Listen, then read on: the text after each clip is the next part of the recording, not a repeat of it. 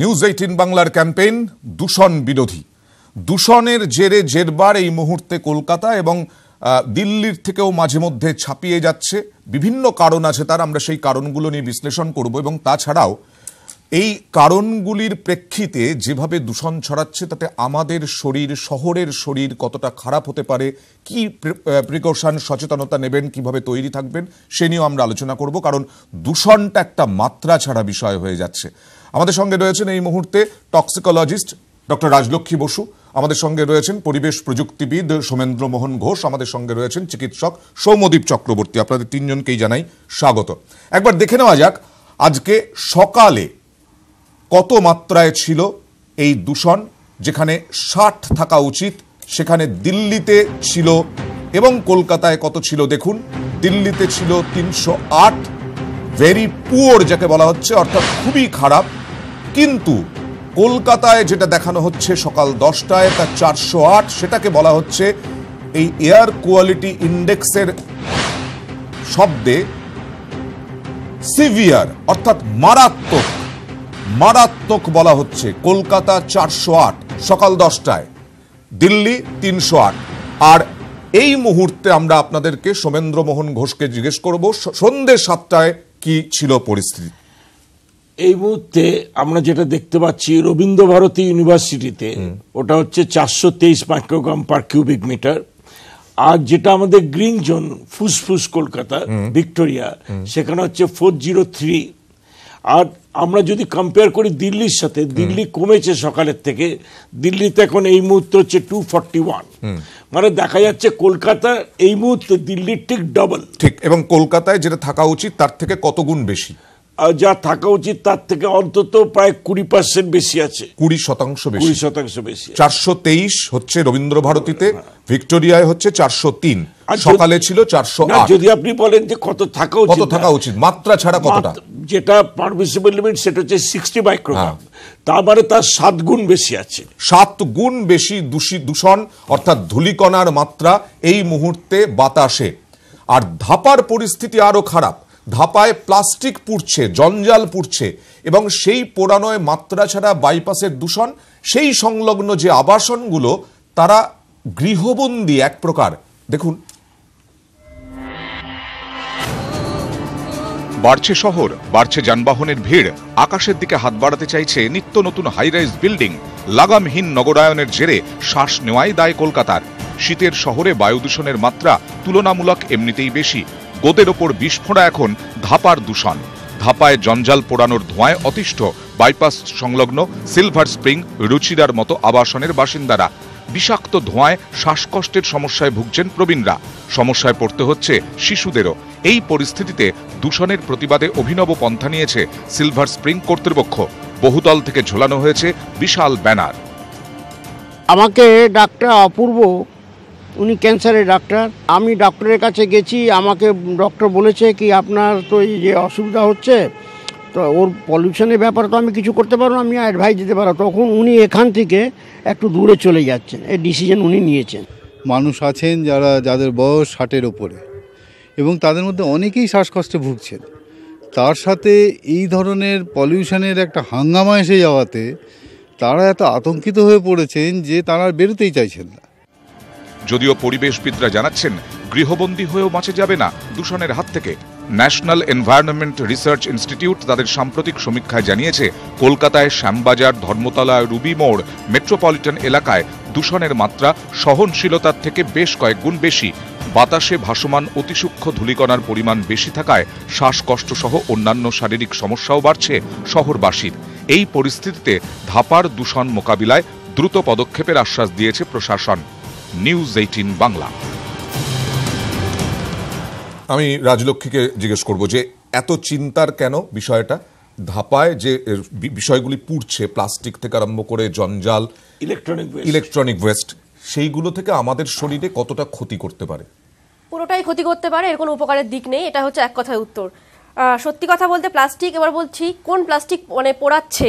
যদি এটাকে আমরা পলিইথিলিন বলছি, যেটাকে সহজে আমরা ক্যারি ব্যাগ বলি, অর্থাৎ 40 মাইক্রনের নিচে, প্রথম কথা হচ্ছে সেগুলো তো ব্যান করে দেওয়া উচিত ইমিডিয়েট। যদি এক রাতের মধ্যে বিভিন্ন পদক্ষেপ কেন্দ্রীয় সরকার বা রাজ্য সরকার নিতে পারে, তাহলে এটা এখনো পর্যন্ত কেন পারলো না? এটা গেল 1 নম্বর কথা। এই কারণে ওটা সব থেকে বেশি মারাত্মক, কারণ ওটা কোনোভাবে রিইউজ করা যায় না, রিসাইকেলও করা যায় না। সব থেকে বড় কথা রিসাইকেল। এবার অন্য যে সমস্ত প্লাস্টিকের কথাতে আসছি অয়নদা, যেটাকে আমি বলছি পলিস্টারিন পলিমার যেটাকে বলে, মানে যেগুলোকে ওই থার্মোকলের মতন দেখতে যেটা হয়, খাবার প্যাক করা যে সমস্ত কাটিন ফাটিন যেগুলো থাকে সেই সমস্ত, তো এইগুলো কি হয়, এগুলো হয়তো আমরা মানে রিইউজ করতে পারি না, কিন্তু রিসাইকেল করা যায়। তাহলে এখন কথাটা হচ্ছে মানে এটা একটা মিনিমাম অ্যাওয়ারনেস সকলের মধ্যে জাগাতে হবে যে এগুলো পোড়াবার কোনো প্রয়োজন নেই। যদি গিয়ে ভ্যাটে ফেলে দেয় এবং মিউনিসিপ্যাল কর্পোরেশন যখন ওগুলো কালেক্ট করছে, ওরা ওদের মতন করে ঠিক সেটাকে কিন্তু মানে রিসাইকেল করবে যেভাবেই হোক, কিন্তু হ্যাঁ, এবং এইভাবে যখন পোড়াচ্ছে তাতে যেটা হয় দুটো মারাত্মক জিনিস আছে। একটা হচ্ছে ডাইঅক্সিন বেরোয়, সেই ডাইঅক্সিন মানে ইটস ট্যান্টামাউন্ট টু মানে কার্সিনোজেনিক। যখন সেই অরেঞ্জ এজেন্ট ব্যবহার করা হয়েছিল, সেই অরেঞ্জ এজেন্টের মতন, ঠিক আছে, সেই অরেঞ্জ এজেন্ট কিন্তু ভিয়েতনাম ওয়ারের সময় আমেরিকা ইউজ করেছিল, ততটাই ক্ষতিকারক যেটা কিনা আমাদের নার্ভের উপর এফেক্ট করে। খাচ্ছেন বলা যায় প্রতিটা নিঃশ্বাসের সঙ্গে প্রশ্বাসের সঙ্গে এই আবাসিকরা, এবং তাতে মানে বিশেষ করে 60-65 বছরের মানুষদের কতটা ক্ষতি হচ্ছে। না, প্রথমেই শুরু করি আমাদের রেসপেক্টেড প্যানেলিস্ট, ওনার গলাটা আজকে কেন এতটা ধরেছে।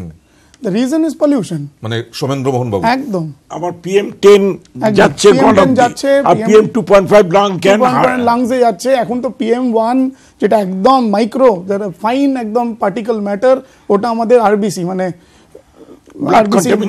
ব্লাডের মধ্যে যাচ্ছে, ইভেন প্ল্যাসেন্টা ক্রস করছে। আপনি তো 60-65 ইয়ার্স তো দূরের কথা, একটা প্রেগনেন্ট লেডি যার মানে একটা বাচ্চারও তো এই জন্যই প্রবলেম হয়, যে বাচ্চাটা এখনো জন্মায়নি, তারও তো একটা প্রবলেম হচ্ছে বিকজ দিস পলিউটেন্টস এগুলো তো ক্রস করছে। ইন্টেলেকচুয়াল ডেফিসিয়েন্সি, মেন্টালি রিটার্ডেড, এইসব জিনিসগুলো তো হচ্ছে এই কারণে। এত পলিউশন বেড়ে গেছে রাস্তাঘাটে, তো এখন বিশেষ করে শীতকালে তো তাও একটু কম পলিউশন। আমি একটু সোমেন্দ্র মোহন বাবুর কাছে জানতে চাইবো যে এই পলিউশনের কারণ অনেক রকমের হতে পারে। ধরুন রবীন্দ্রভারতী বিশ্ববিদ্যালয়ে যেখানে মিটার রয়েছে বা ভিক্টোরিয়ায় যেখানে মিটার রয়েছে, সেখানে একটা সময় প্রচুর যানবাহন যাতায়াত করে, বিভিন্ন ধরনের যানবাহন, তার কারণে হতে পারে। এটা নয়, এটা কি তার মানে এই যে সব জায়গাতেই এরকম দূষণ? না, আমরা যেটা বলি এয়ার কোয়ালিটি ম্যানেজমেন্ট, সেটা করতে গিয়ে আমরা দেখলাম কলকাতাটাকে 4 ভাগে ভাগ করলাম।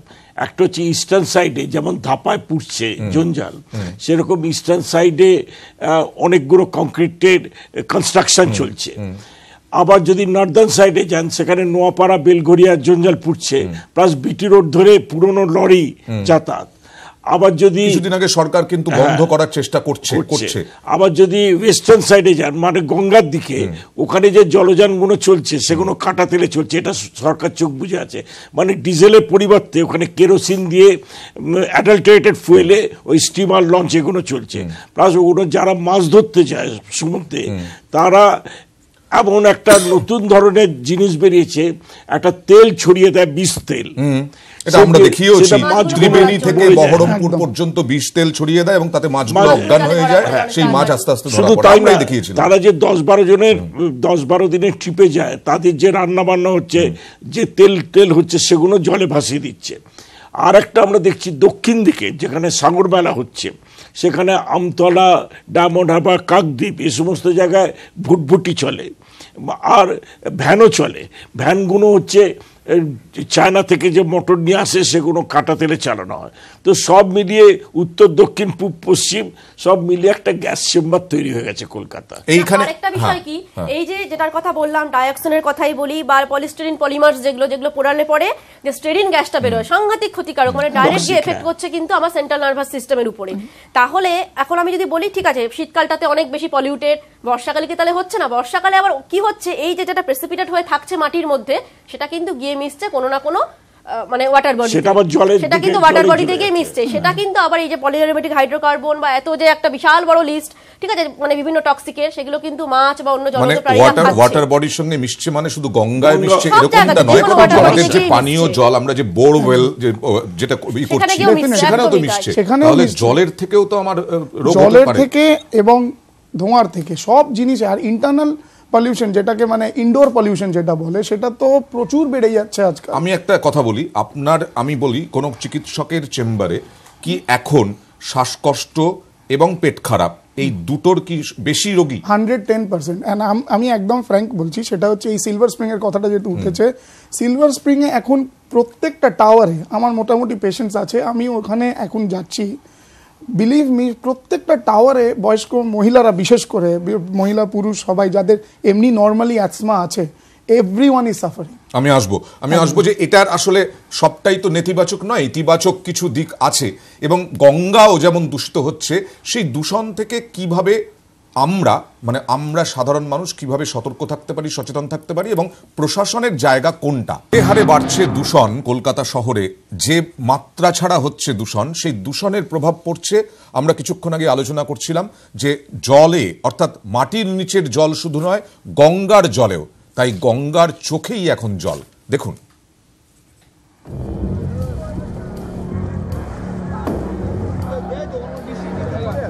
নদী নয় যেন দুপারের মানুষের আবেগের ধারা, কিন্তু পতিত পাবনী গঙ্গা যেন এখন নিজেই বিষকুণ্ড।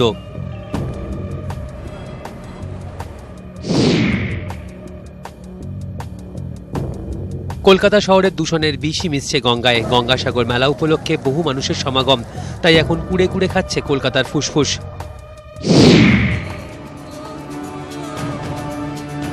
কলকাতার বাস্তুতন্ত্র রক্ষার ক্ষেত্রে মূল ভূমিকা ময়দান ও ভিক্টোরিয়া সবুজের।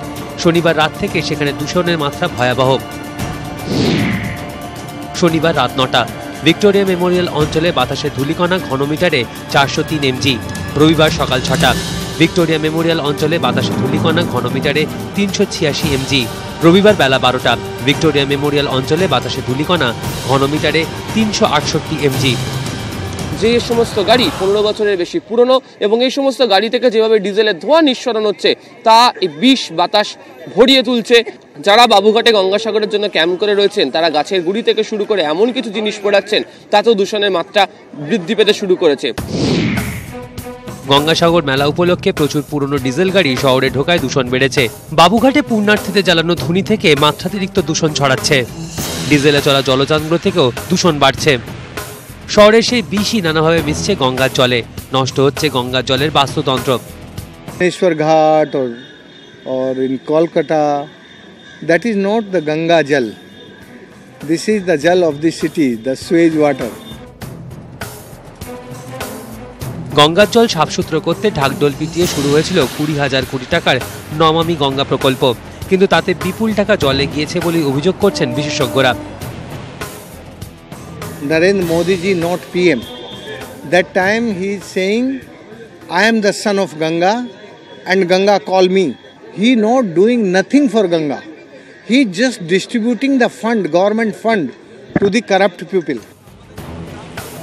নদী ঘিরে গড়ে ওঠে সভ্যতা। ক্রমাগত সভ্যতার বিষ মুখে নিয়ে কি অমৃত বেলানো সম্ভব? इस तरह से तो गंगा ऐसा लगता है कि मर जाएगी। अभी गंगा आईसीयू में भर्ती है। ক্যামেরায় কুণাল চৌধুরী ও শুভব্রত কুণ্ডুর সঙ্গে আবির ঘোষাল, নিউজ 18 বাংলা। ঠিকই। এবার আমার প্রশ্ন হচ্ছে সোমেন্দ্রমোহন বাবু, যে আমরা তো গৃহবন্দী হয়ে থাকতে পারবো কি? এবার গৃহবন্দী হয়ে যদি থাকি, আমরা দেখছি একটা আবাসনে এরকম পরিস্থিতি তৈরি হয়েছে, সেখানে কি পরিস্থিতি হয়? এটা এখন ডেথ ট্র্যাপ হয়ে গেছে। মানে গৃহবন্দী থাকলেও কোনো আমাদের সেফ নেই, কারণ বাইরে যদি 6 থেকে 7% বেশি, যা সেফ লিমিট, আর ঘরের মধ্যে আমরা সেই এয়ার কোয়ালিটি মেজার করে দেখেছি প্রায় ডবল, মানে 60 থাকা উচিত, 120 আছে। স্প্রিং টাওয়ারে দেখা যাচ্ছে 130-140 ঘরের মধ্যে। কারণ এসি চালালেও এই ন্যানো পার্টিকেলস, এটা এক্সস্ট ফ্যানের ছিদ্র দিয়ে বা এসির ছিদ্র দিয়ে ঢুকছে, এবং এসিগুলো খুব তাড়াতাড়ি ফিল্টারটা চোখট হয়ে যাচ্ছে। মানে যেখানে 426 যদি বাইরে থাকে, এই মুহূর্তে 426 আছে, ঘরের ভেতরে অন্তত 120 থাকবে, যেখানে 60 থাকা উচিত। তো এটাই ঘরের বাইরে ভেতরে সব দিকেই পলিউটেড হয়ে। এইখানে সমাধানটা কি রাজলক্ষ্মী? যদি আমরা ছোট, কারণ আমরা প্রতিদিনই এরকম করছি, এরকম অনুষ্ঠান করছি, কিন্তু একটা ইতিবাচক বার্তাও তো দিতে হবে। একেবারে খুব ছোট্ট করে কি করে সামলানো যায়? একদম প্রথম হচ্ছে 2016 সালে একটা ইনিশিয়েটিভ নেওয়া হয়েছিল, তেমন ভাবে সেটাকে কিন্তু এনকারেজ করা হলো না। সেটা হচ্ছে স্টার্টআপ কোম্পানি খোলা। একজন কিন্তু চেষ্টা করেছিলেন, এবং তিনি কলকাতা বেসড। সেখানে এত আমাদের মানে প্রসাধনের জন্য এত স্টার্টআপ কোম্পানি তৈরি হচ্ছে, সবকিছু স্টার্টআপে পাওয়া যাচ্ছে, তাহলে হোয়াই নট দিস? সেখানে কিন্তু আমি বলা হয়েছিল যে এই ধরনের ওয়েস্টগুলো, বিশেষ করে প্লাস্টিক ওয়েস্ট, সেগুলোকে কিন্তু তারা কালেক্ট করবে, এটা একটা দিক গেল। সেটাকে কেন এনকারেজ করা হচ্ছে না? আচ্ছা, 2 হচ্ছে আমি যেটা আগেও বললাম, 40 ন্যানোমিটারের কমে যে সমস্ত প্লাস্টিক রয়েছে যেগুলোকে রিসাইকেলও করা যায় না, রিইউজও করা যায় না, ওগুলোকে এখনো কেন ব্যান করা গেল না? আজকে এতগুলো না ব্যান আছে, সেটা ইললিগাল হতে তো সর্বত্র। আজকে যদি আমি একটা কর্পোরেশনের বাজারে ঢুকি সেখানেও পর্যন্ত চলছে, কেন এটাকে তার মানে ব্যান হয়নি? তার মানে সত্যি কথা মানে অলিখিতভাবে এখনো চলছে, এইটা কেন? এটা একটা দিক গেল। আরেকটা হচ্ছে যে কালেক্টিং সিস্টেমটা কিন্তু এখনো আমাদের অতটা উর্বর হয়নি। কালেক্টিং সিস্টেমের ক্ষেত্রে প্রথমে যেটা সেগ্রিগেশন, এই প্লাস্টিকগুলোকে আলাদা আলাদা করা, এই একটা দিক। আরেকটা যেটা সেটা হলো এইভাবে কিন্তু কোনো প্লাস্টিক পোড়ানো যায় না, এই বিষয়টা প্রত্যেকের মাথায় ঢোকানো, যারা পোড়াচ্ছেন তাদের যে কত বড় ক্ষতি হচ্ছে সেইভাবে প্রশাসনকে দায়িত্ব নিতে হবে।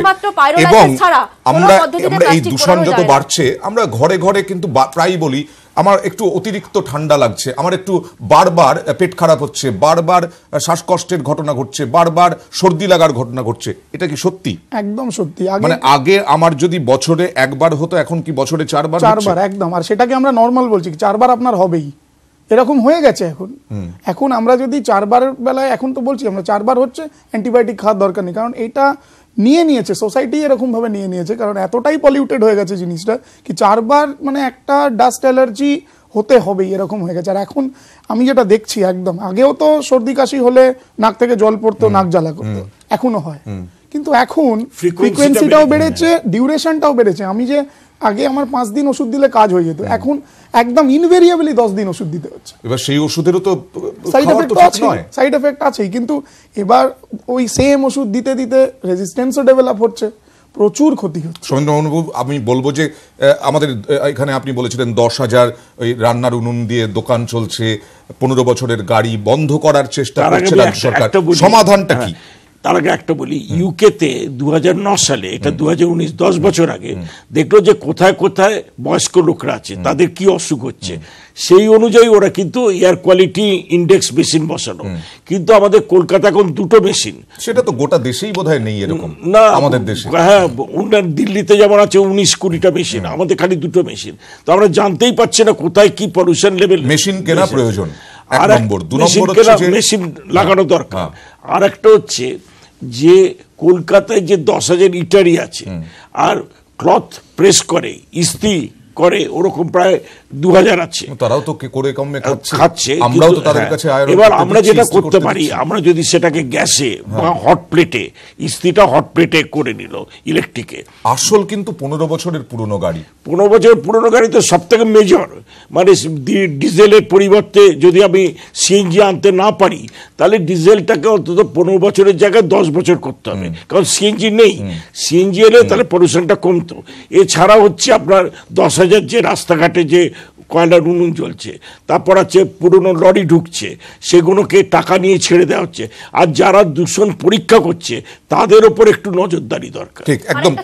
আমাদের সময় শেষ। দিল্লির থেকে এতটা যে বেশি আমাদের, তারও একটা কারণ আছে, রাস্তার যে পার্সেন্টেজ, আমাদের রাস্তার পার্সেন্টেজ কম, খুব গাড়ি বেশি, রাস্তা কম, গাড়ি বেশি, এবং বিভিন্ন কারণ হচ্ছে এই দূষণের। সেই দূষণ নিয়ে আমাদের ক্যাম্পেইন চলছে, ক্যাম্পেইন চলবে। দূষণ কমানোর জন্য প্রশাসন কি ব্যবস্থা নেয় সেদিকে আমাদের নজর থাকবে, তবে আমরাও একটু সচেতনভাবে, সতর্কভাবে চলাফেরা করবো, এই আশা রেখে শেষ করছি আজকের এই বিশেষ অনুষ্ঠান। শেষ করছি সাদা কথা কালো কথা। একটু পরেই দেখুন নিউজ রুম লাইভ, সঙ্গে থাকুন দিন।